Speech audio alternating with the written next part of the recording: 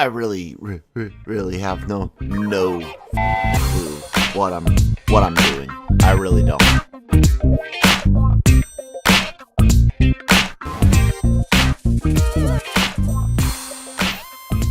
Anyways, it's a Tuesday morning, ladies and gentlemen, and shit happens. There's been times where I couldn't be on the show, and I do all the editing, and if I can't be on the show doesn't happen. And other times there's my co-hosts that can't be on the show, and today I decided to try to do a recording by myself, see what you guys thought about it, see how it does. So yeah. Good morning, everybody, and welcome to LRMornings today with Kyle and nobody else. That's right. What should we talk about? There's so much that we could potentially talk about. I could break my promise and talk Spider-Man again, and the fact that Sony seems to be deleting videos related to Spider-Man 3 multiverse rumors.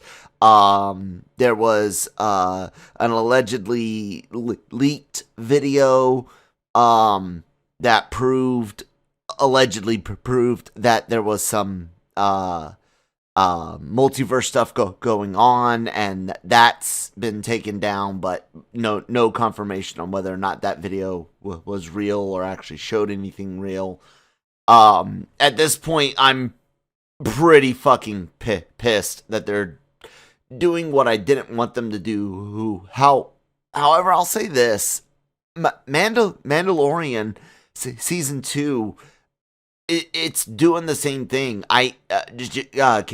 Cam and I called this on our Cantina podcast, weekly Star Wars podcast, right now covering the Cantina. You guys can find it wherever you get podcasts from. Please make sure you subscribe to the channel and hit the notification for new episodes on your Spotify app or SoundCloud app, and that way you can know when new episodes hit. But anyways, we talked about how season two of Mandalorian would be used to spin off a whole bunch of other shows. These rumors that not just LRM but other people have been hearing about as well.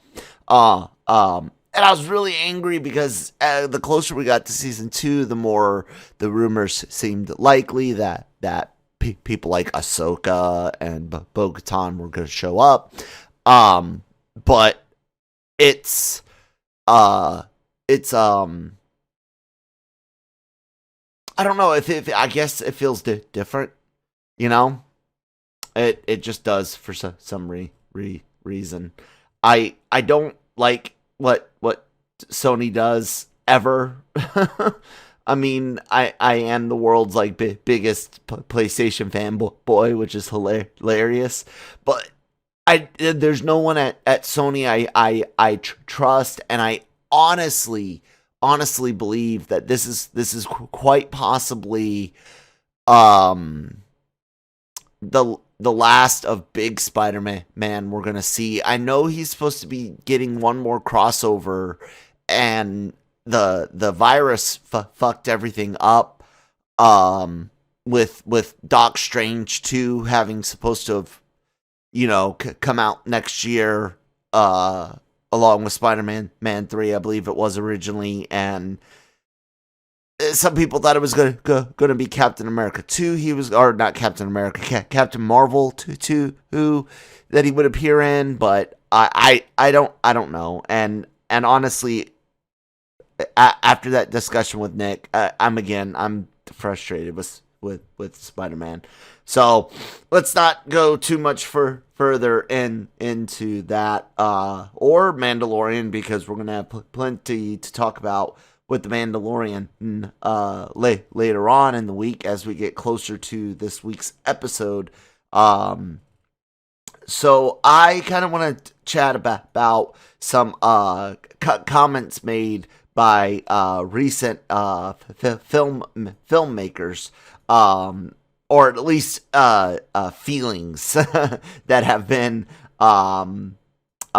lit known by some filmmakers from what Warner Brothers announced the other day with their uh whole 2021 slate, including things like the Suicide Squad and Wonder Woman, which is actually 2020, but anyways, that's going on there. Matrix 4, King Kong versus Godzilla, Dune. All these 2021 movies are going to be day and day release on HBO Max at no additional cost to subscribers.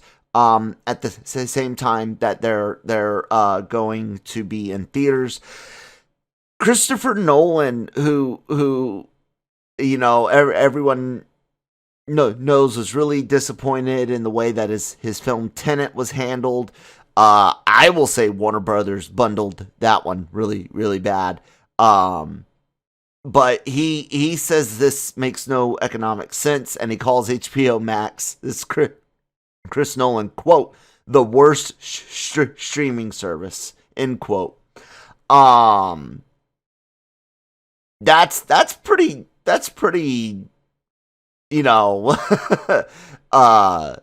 definitive. The worst streaming service, and makes no economic sense. And that's something Brian and I had talked about earlier.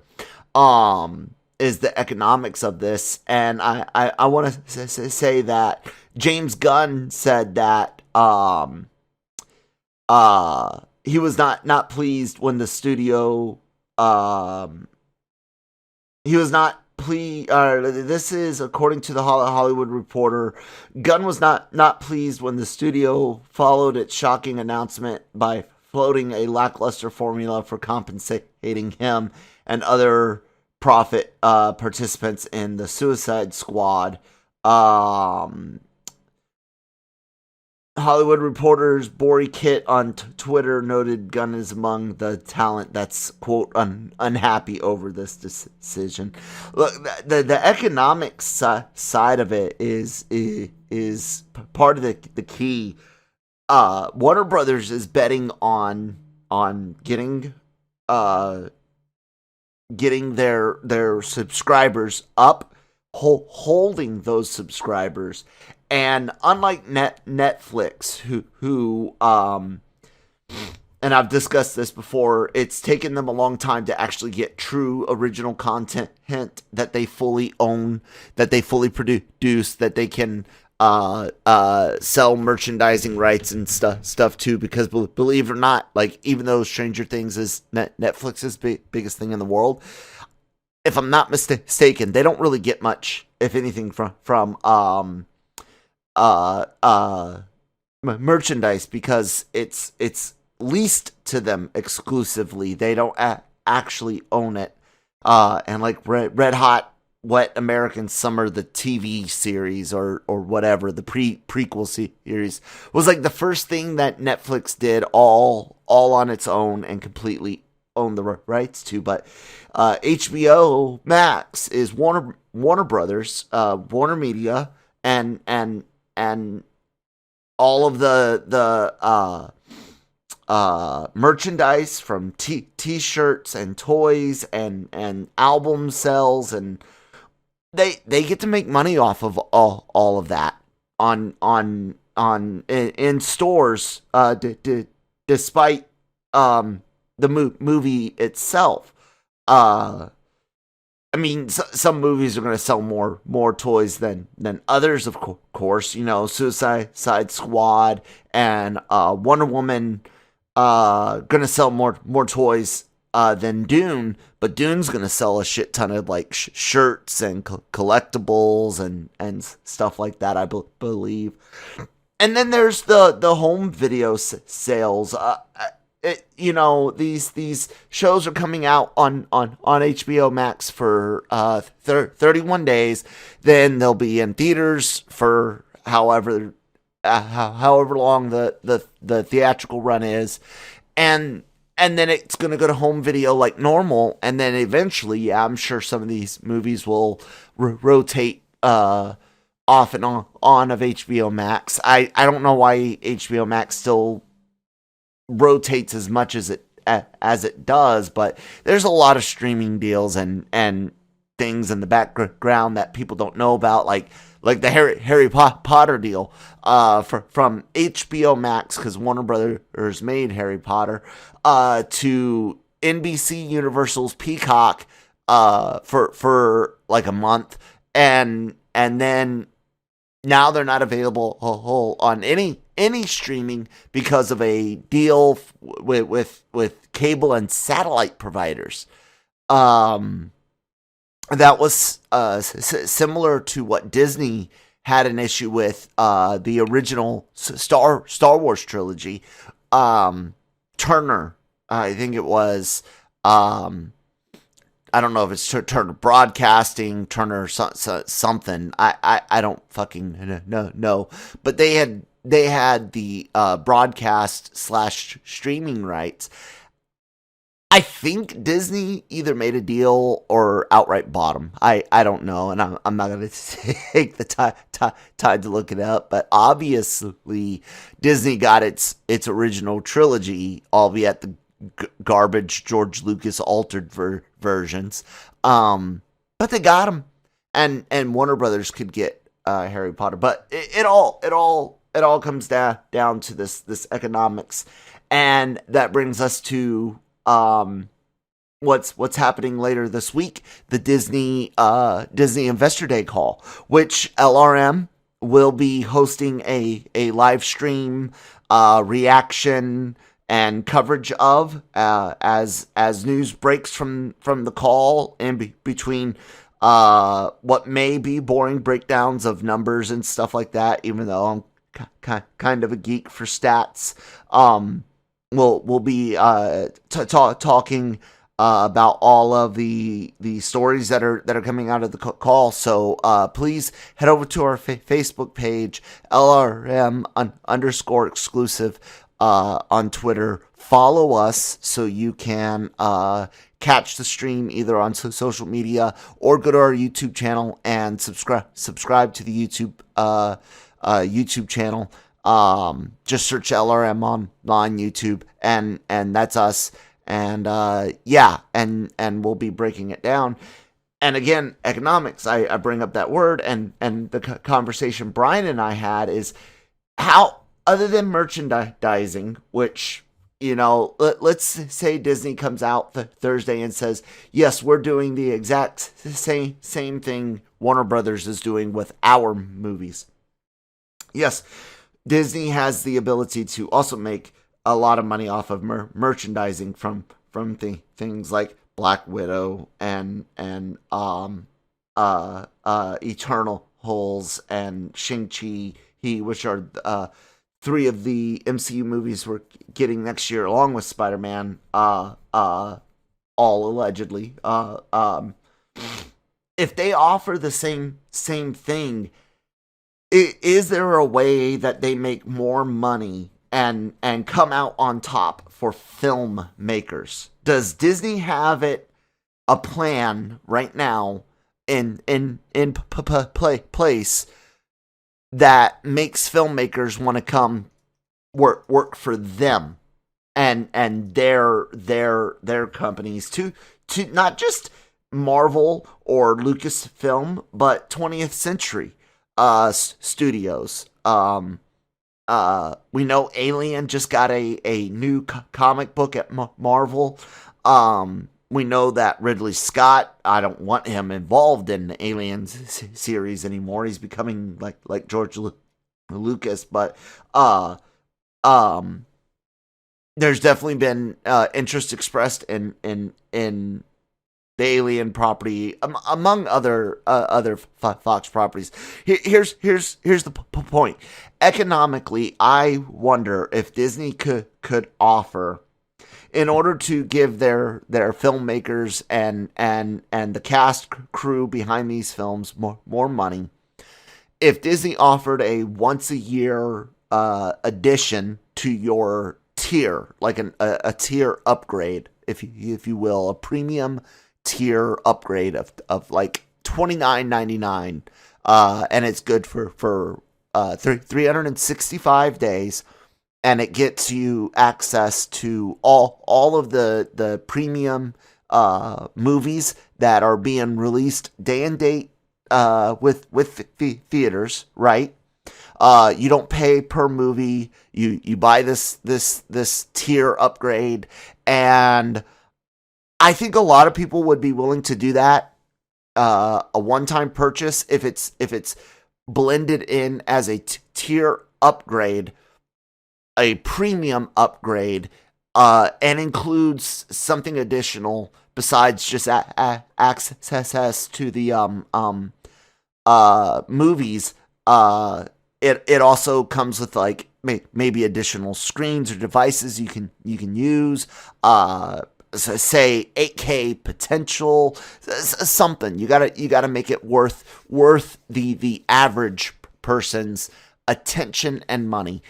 And then I would offer her all of those movies that Disney's got coming out in 2021. For those that don't want to spend the one-time $29.99, put those on PVOD on Disney Plus for $9.99 for 31 days. Do it. I mean, look, I honestly think $9.99, a lot of people would be willing to pay for the one or two movies they want to see.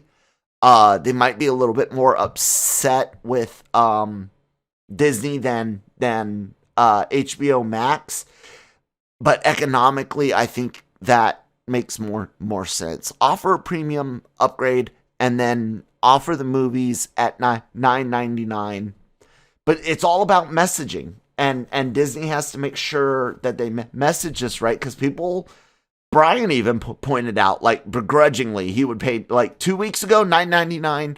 He would have been elated. Like, Black Widow, $9.99. Hell yeah, I'll do it. Is what he said. And then now he's like, but now there's HBO Max and what they've done, and they're offering shit for free. Well, not free, but with your subscription. But that's not economically sustainable. And I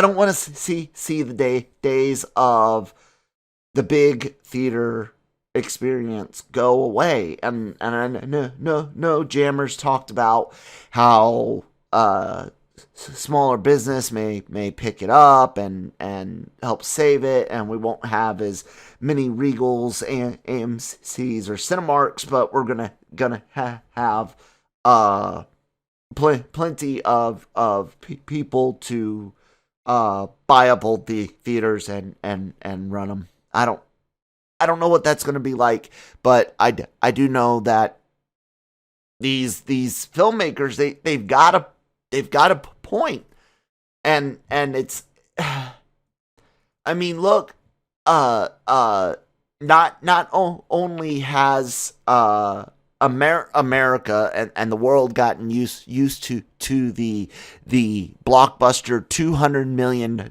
budget film, but so have cast and crew.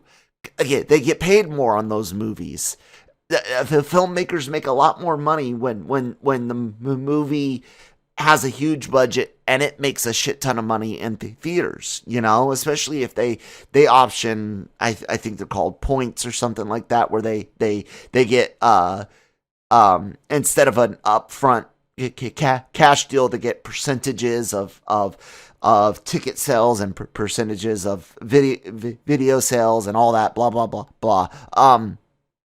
The economics are so important, ladies and gentlemen.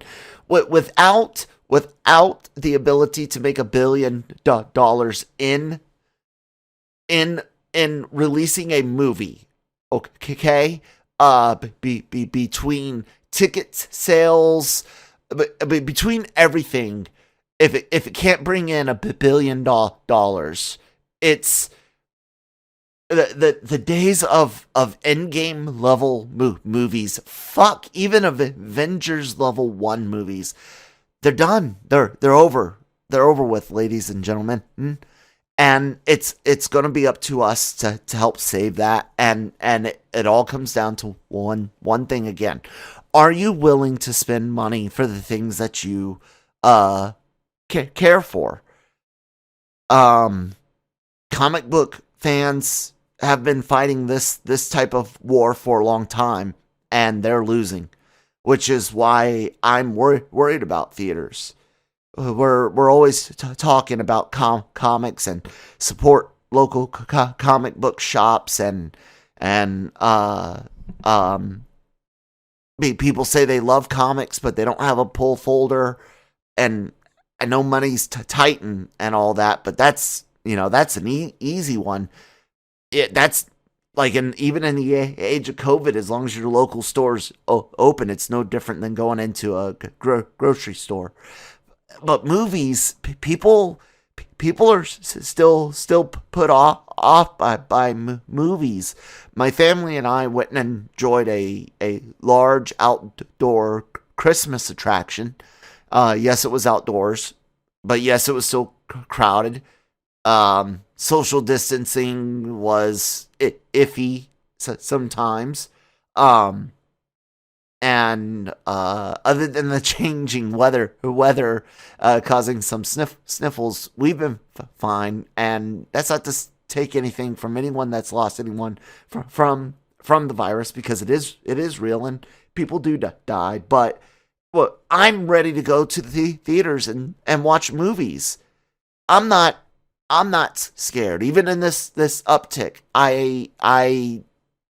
I'm unhealthy in a lot of ways, but thankfully my immune system seems good. So I want to go sit in a theater. I want to lean back in the chair a little bit. I want to snack on expensive popcorn with my kid, and sip on a stupidly expensive and large soda that I shouldn't be having, and I want to watch Black Widow on the big screen. And regardless of what Disney says is gonna happen with their movies, as long as there's a theater open in my area showing Black Widow, my family will go there, masked up, gloved up if necessary, social distanced, and ready to enjoy the MCU films. Because guys, if they offer them on Disney Plus for money, you gotta spend the money.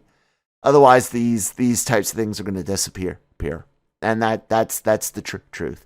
Um, we've become creatures of comfort when it comes to streaming, and we really rely on getting our content immediately, and for what we see as free, because we're not when we click play, we don't actually watch any monetary transaction happen. So everybody feels like, HBO is releasing, or Warner is releasing their movies for free. They're not. They're not for free. You pay at the theaters, or you have to subscribe. And HBO is really planning on those subscribers being enough. I don't know if it is, but we shall see. As for the Disney call hall, expect we're expecting, a lot of people in the industry are expecting this to focus mostly on Disney Plus, and a little bit on the theater side. But we're expecting majors, Star Wars, and MCU, Marvel Cinematic Universe related news. There could be other things, but keep a lookout for that. December 10th, starting at 4 p.m. live stream at the LRM YouTube channel, and I'm sure you'll be able to catch it on our Twitter as well. We'll be sharing it through our Twitter at least. So yeah, do that. Subscribe, share us with your friends. Tell me what you guys think below. Are you willing to pay to get an Avengers level movie in the future? Because you got people that are afraid to go to the theaters, and even some that have said that after the vaccine they still don't trust it for they, some have said a year, some said they don't plan on doing anything until like mid 2022 outdoors, or out in public besides shopping. To each their own, but people, if we want these movies, we gotta pay for them, man. We've always paid for what we wanted, right? So do it. Let me know if you guys got an issue with that, and what your solution is for cast, crew, filmmakers to continue to provide entertainment to us at the caliber they have, without making $1 billion in the box office. Tell us how. Jammer should be back tomorrow. Let me know how I did all by myself.